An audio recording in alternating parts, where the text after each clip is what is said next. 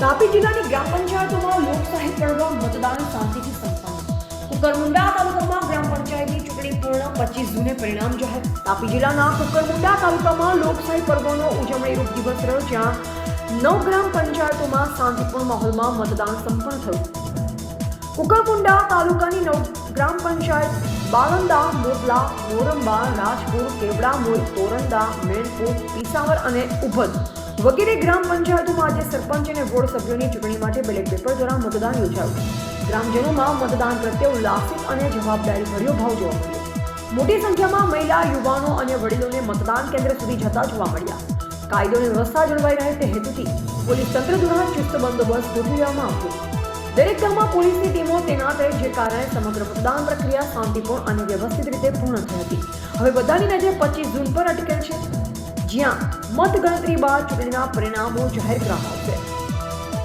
ચૂંટણીના આખરી પરિણામ માટે અમારી ચેનલ સાથે જોડાયેલા રહો અને તમને આપીશું સૌથી પહેલા સૌથી વિશ્વસનીય અપડેટ. એવા સુહાસ વડવી, કુકરમુંડા, તાપી.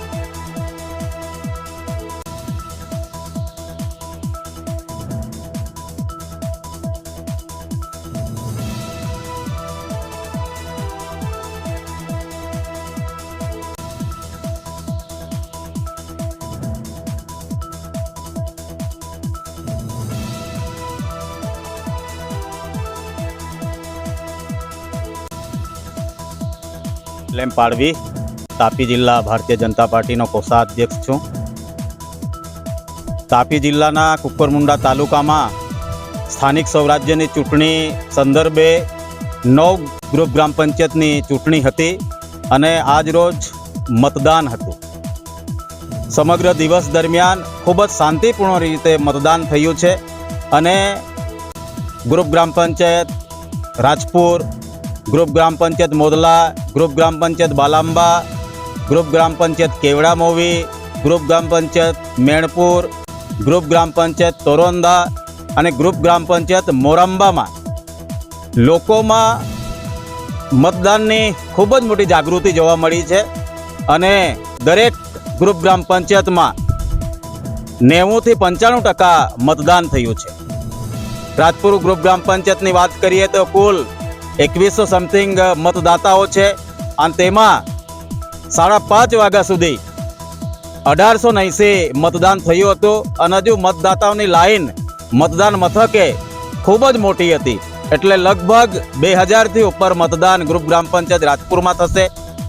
મોદલા ગ્રુપ ગ્રામ પંચાયતમાં પણ મતદાતાઓની ખૂબ જ મોટી જાગૃતિ છે અને લગભગ તમામ મતદાતાઓ હાજર રહીને મતદાન કરી રહ્યા છે.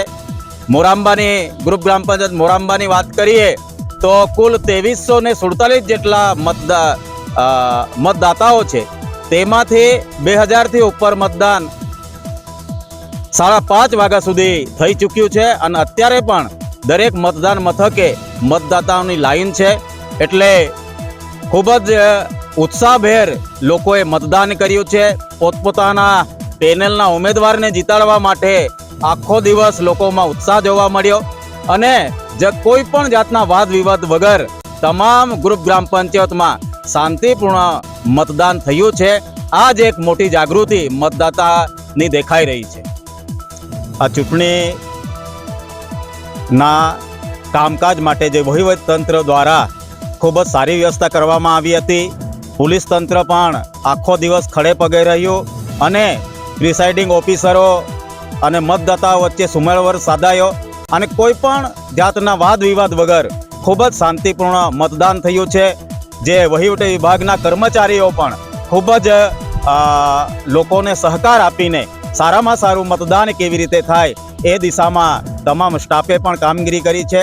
એટલે વહીવટી તંત્રનો પણ ખૂબ ખૂબ આભાર વ્યક્ત કરું છું. અને આ સમગ્ર ચૂંટણી ખૂબ જ શાંતિપૂર્ણ થઈ છે અને એનાથી જ આ લોકોમાં ઉમેદવારો પ્રત્યે સહાનુભૂતિ, લાગણી અને મતદાતા વચ્ચે પણ જે સંવેદના છે એ સંવેદના જળવાઈ રહી છે. એ ખૂબ જ બિરદાવપૂર્ણ કામગીરી છે. ઘણી વખત ઇલેક્શનમાં માહોલ ગરમાઈ જાય છે, પરંતુ આ વખતે મતદાતાઓ એકબીજાને હળીમળીને પોતાનો મતાધિકારનો ઉપયોગ કર્યો અને બહુ શાંતિપૂર્ણ રીતે અત્યાર સુધી મતદાન ચાલી રહ્યું છે. હવે દરેક ઉમેદવારનું નસીબ મતદાન પેટીમાં મતદાતાઓએ મૂકી દીધું છે. એટલે તમામની નજર હવે 25 તારીખ પર છે કે કોણ વિજેતા થશે. પરંતુ પોતપોતાના પેનલના લોકોનો ઉત્સાહ અને ઉમંગ જોઈને દરેક ઉમેદવાર ખૂબ જ ખુશ છે અને દરેક ઉમેદવાર વિજય થવાની પોતાની જે વિશ્વાસ છે એ જનતા સમક્ષ મૂકી રહ્યા છે. ધન્યવાદ.